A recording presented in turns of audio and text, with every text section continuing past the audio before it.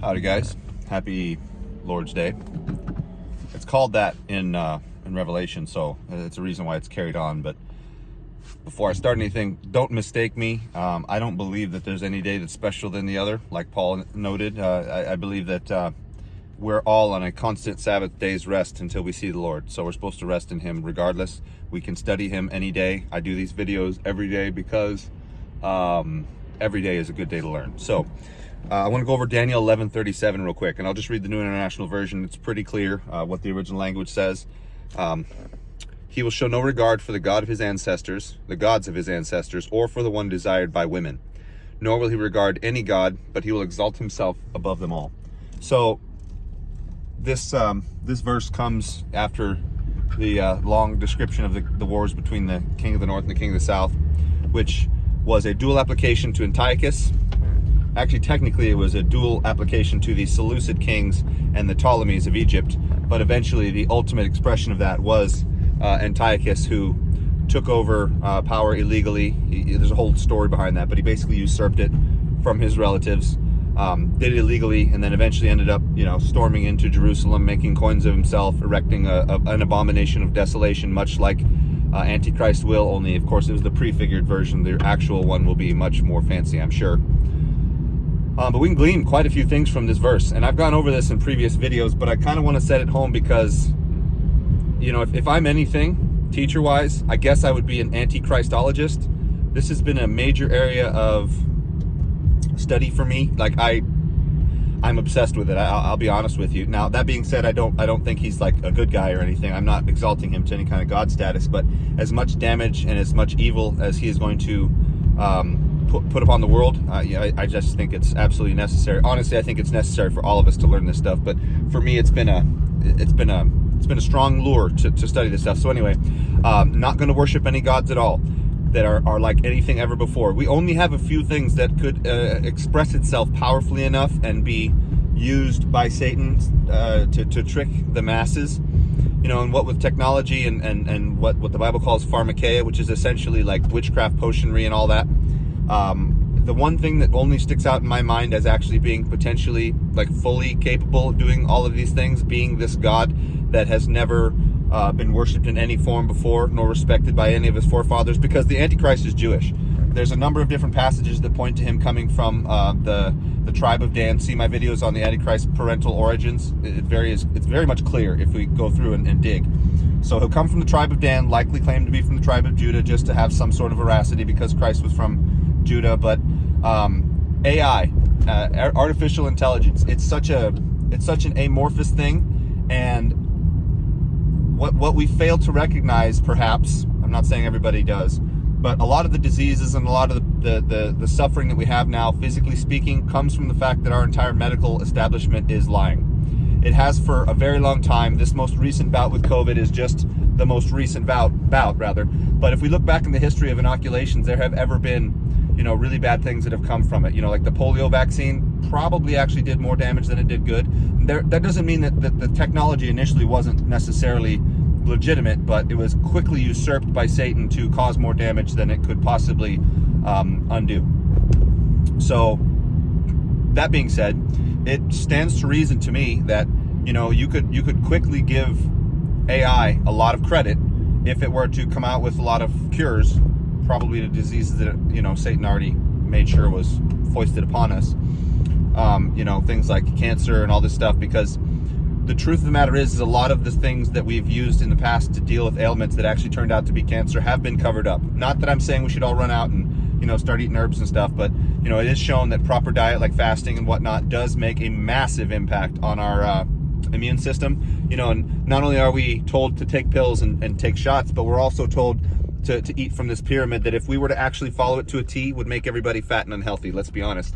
So if AI were to come out, be guided by Satan directly, which it will be, if in fact this is the case. I'm not claiming that this is absolutely the God he's going to worship, but it's the only one, in my opinion, that stands out as being possible. The only thing that could be a God that people worship. And what happens if the machine comes alive? Musk, we'll just say it, is talking about the singularity and how we should worry and how we're summoning the demon and how we need to jack our brains into it. I mean, all of this, I'm sorry guys, this all sounds very revelation-y.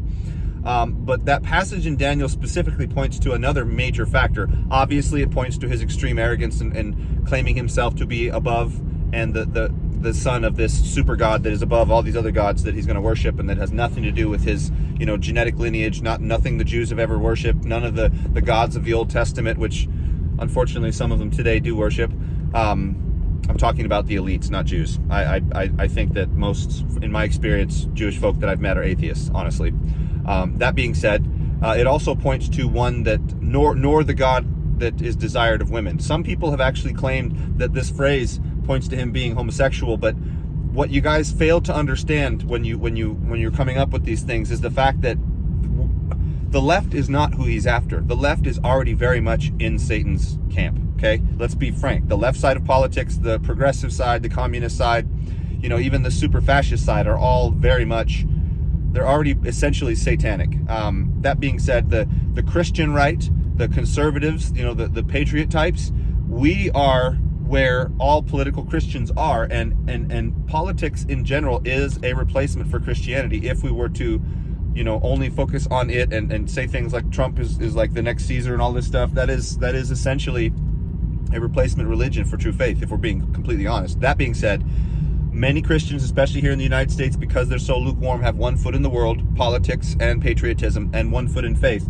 They still hold on to the Lord, but they don't really care what the Bible says because they want to see a Caesar take over, much like the Pharisees did when Jesus was around. So my take, and the farther I get into this, I can't really see what else it could be, but the one desired of women is a feigned version of equality, also known as feminism. That is, in my opinion, and honestly, I would be willing to bet every red cent that I've ever made that this is the case. That is the sign directly that he is coming from the political right. And again, to me, that makes the most amount of sense, specifically because why would Satan's man come from the side that is already usurped? How is he going to talk the right into following him if he's coming from the left? The left is already hated by the right, and rightfully so, they're evil. But that being said, if we're being honest, all the people that represent the right now on top, all of our representatives, even the ones that are pretending to be, patriotic and godly, in my opinion, they are all usurped. They are all 100% taken over and on Satan's team. So I believe that the Antichrist will be a centrist, right-leaning figure that is not pro-feminism, which I'm just going to say it, Musk is turning out to at least show that he is not on the right. I'm sorry, not on the left of things regarding feminism and transgender ideology and all these things. And he's coming out calling certain things satanic and all this stuff. And again, if he's not the FP, the false prophet, that's another one I'm willing to make a pretty big bet on. But again, I don't know these things for sure. Maybe one of these days I'll get a dream and it'll tell me the truth. But I still believe that those aren't things that actually happen now. I think that they're hunches we can get, and perhaps the Spirit might be pushing us in that direction. And if that is the case, then this all makes sense. And, maybe you guys are with me already on this, but truth of the matter is, I do believe that the one that is desired of women, the God that women desire, is feminism and will not be a part of Antichrist's platform, specifically because he has to appeal to the right. So that's my little rant for the day. I just kind of wanted to put that back out there because there's so many misunderstandings. And understand too, from Daniel 8, 7, so on, there's so many different pictures of what Antichrist will be. He starts out as a little horn. He's not a big horn. He is not big on the face of the earth initially. He's going to start out relatively small. That doesn't mean he's going to come out of absolutely nowhere, right? Little horn. But that doesn't mean that he is a non-entity. But it does mean that he is not Klaus Schwab. He is not a president. He is not a standing member that you guys can easily name off. And there's a lot of people that want to do that just because it's the stick being shaken in our face to make us freak out. So when Antichrist does come around and fixes it and handles all these people, perhaps he's going to come and, arrest all the people that we know need to be arrested. We live in a completely co-opted and usurped place. And this country is already, in my opinion, utterly taken over, and it's just being allowed to exist as it does for the moment so as to fool you, not to fool the left. The left is already out of their minds. Look at the crazy stuff they come up with. So perhaps I'm off base, but at this point in history, I cannot see anything else that the one desired of women could be other than feminism. And again, to me, that points to him coming from the right, and we need to not look to people like Trump to be any kind of positive answer. I believe that he is just a pre-version of Antichrist.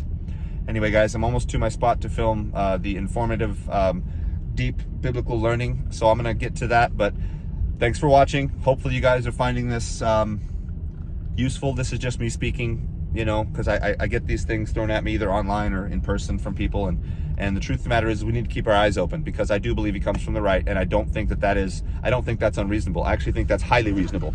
And I don't know everything, but this to me makes too much sense to ignore. Like, share, comment, subscribe. Let me know what you think in the comments there. You know, hit the notification bell, all that stuff. Share with your friends. Again, there's lots of people that want to claim that it's an existing political figure, but that can't be. He's got to start out small. So he's probably not even a politician at all. He could be a pundit. Who knows? Talk to you soon.